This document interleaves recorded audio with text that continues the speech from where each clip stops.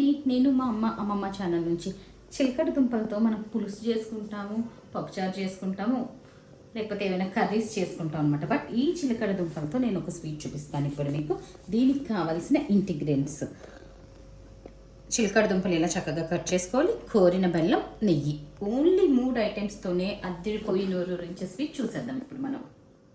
ముందుగా మనం ఒక లోటాడు నీళ్ళలో ఒక 4 దుంపలు అయితే ఇంత వచ్చినాయండి మనకి. ఇట్లాగా నీళ్ళల్లో దుంపలేసి ఉడికించాలన్నమాట చక్కగాను. ఈలోపు ఇంకొక స్టవ్ మీద మనం కోరిన బెల్లం చూపించాను కదా, ఆ కోరిన బెల్లాన్ని వేసి పాకం పట్టుకుంటాం కదా మనం, లేత తీగ పాకం పట్టుకోవాలి.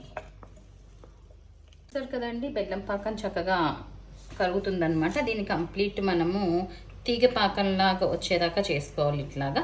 అండ్ ఒక పక్కనేమో దుంపలు ఆల్రెడీ ఉడుకుతున్నాయి. చక్కగా పాకం అయిపోయిందండి ఇది. దీన్ని సిమ్ మీద పెట్టేసుకుందాం మనం.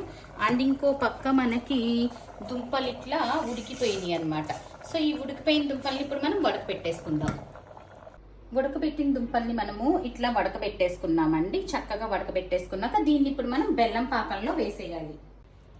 సో చూసారు కదా, చక్కగా ఇలా బెల్లం పాకంలో వేసేసుకొని మనం దీన్ని కలిపి ఒక 5 నిమిషాలు 10 నిమిషాలు మళ్ళీ దీన్ని శుభ్రంగా ఉడికించుకోవాలన్నమాట. ఆ బెల్లం పాకం అంతా వీటికి పట్టేటట్టు ఒక 10 నిమిషాలు అయితే పడుతుంది. నీట్గా చక్కగా ఉడికిపోయింది కదండి. కొంతసేపు ఉంటే ఈ పాకం కూడా మనకి దీనికి పట్టేస్తుంది అనమాట, ఇంక ఉడకక్కర్లేదు. సో దీంట్లో మనకి నెయ్యి ఎవరికి ఎంత ఇష్టమో అంతగా ఇట్లా నెయ్యి వేసేసుకుని మనం, నేనైతే ఒక 2 స్పూన్లు నెయ్యి చాలని 2 స్పూన్లు వేస్తున్నాను. సో నెయ్యి వేసేసుకున్నాం కదండి, మొత్తం ఉడికిపోయింది. ఇంకా స్టవ్ని మనం కట్టేసుకొని టేస్ట్ చూసేద్దాం. మనం ఒక ముక్కని టేస్ట్ చూద్దాం అనమాట ఇప్పుడు. సో మరి వేడివేడిగా ఉందేమో, ఎలా ఉందో చూసి చెప్పేద్దాం.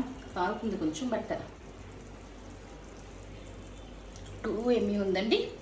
అందరూ కూడా ట్రై చేసి చూడండి. So that stay tune. Thank you.